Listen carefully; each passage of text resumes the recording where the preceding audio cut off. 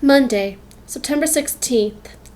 Today we had our math test on calculating volume and I was really nervous, mainly because I am not that good at math. The last time I got a decent grade in this subject was way back in first grade, and even then I almost got half the problems wrong. It just so happened that I sat across from Andrea Snarkowski, the smartest girl in the entire first grade. We were taking a test on addition when I kind of accidentally noticed that Andrea's answer to one of the problems was different from mine. So at the last minute, I decided to cross out my answer with an X and use the one she had come up with. It was a good thing I did so, because I got an A on the test. My teacher was so pleased with my miraculous improvement on a good day I usually did D+ work. She gave me a smiley face gold star, and only geniuses like Andrea Snarkowski earned smiley face gold stars. Since I had morphed into a brilliant math scholar, I also won the Class Student of the Month award, and my picture appeared in our community newspaper. My mom and dad were so proud of me. They made 127 copies of my newspaper article and mailed them out to every single one of my relatives all across the nation. I can only imagine how happy and excited they were for me when they opened their letters. Okay, so maybe some of my relatives didn't recognize me right away, but if they had, I'm pretty sure they would have been really proud. Anyway, my geometry test on calculating volume was really hard. I know I should have studied more, but since I spent the entire weekend sulking, it kind of cut into my study time. I pretty much just prayed like crazy through the whole test, sometimes even out loud. Please, please, please help me to pass this test. I'm really sorry about snoozing in church last Sunday, and it won't happen again. Also, can you tell me if the formula for the volume of a cylinder is pi r square height or pi height r squared? And when you calculate a sphere, do you multiply the... I guess a few people sitting near me must have overheard. I was too happy when that test was finally over. As I was putting my stuff into my backpack to go out of my next class, I couldn't help noticing Mackenzie eyeballing me all evil-like.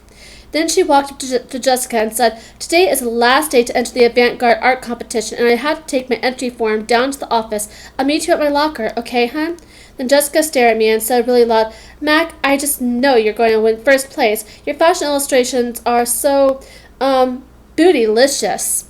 I could not believe Jessica said that because bootylicious is like so yesterday. But the thing that really freaked me out was when Mackenzie smirked at me and was all like, "Nikki, everyone in the entire school knows you're too chicken to enter the art competition because I'm a better artist than you are, so don't bother." Okay, even though Mackenzie didn't actually say those words to me, she definitely looked like she was thinking them. And either way, it was a humongous insult to my integrity. Then she flipped her hair and sashayed out of the classroom. I just hate it when Mackenzie sashays. How dare she talk about the art competition right to my face like that, especially when it was her fault I didn't enter to begin with. This whole situation just ticked me off. Suddenly I just totally lost it and screamed at the top of my lungs, "Mackenzie started this word and now I'm going to finish it." But I said it in my head, so no one else heard it but me. Then I made a solemn promise to myself. I, Nikki J. Maxwell, being of sound mind and body, am officially entering the avant-garde art competition. I was going to show Mackenzie once and for all that I had mad art skills, and mine were way madder than hers. So I grabbed all my stuff and marched right down to the office to fill out an entry form.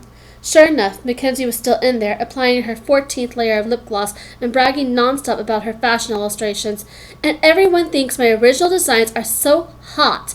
I'm going to be rich and famous and move to Hollywood and blah, blah, blah, blah, blah, blah, blah. I was just casually chilling out behind a big plot plant right outside the office door, minding my own business, when finally Mackenzie left. But it was not like I was spying on her or anything. I just didn't want to attract a lot of attention to myself or have Mackenzie think I was making a big deal out of the fact that I was entering the competition. Although, to be honest, it was a big deal.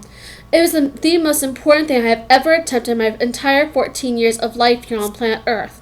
I rushed into the office and quickly filled out an entry form.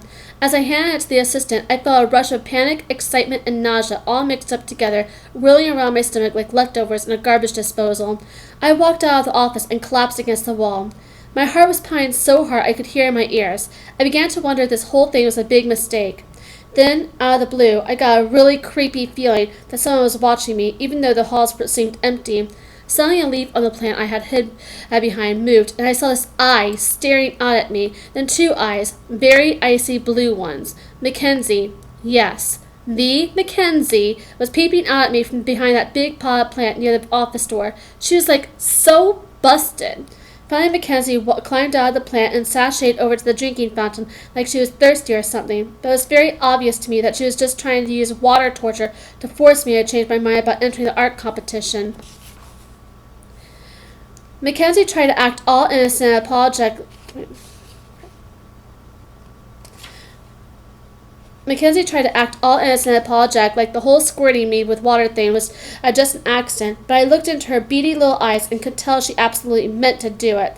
I still could not get over the fact that I had actually caught her spying on me, which kind of made me angry because I don't follow her around spying on her and getting all up in her Kool-Aid, which BTW means business. Well, at least not that often.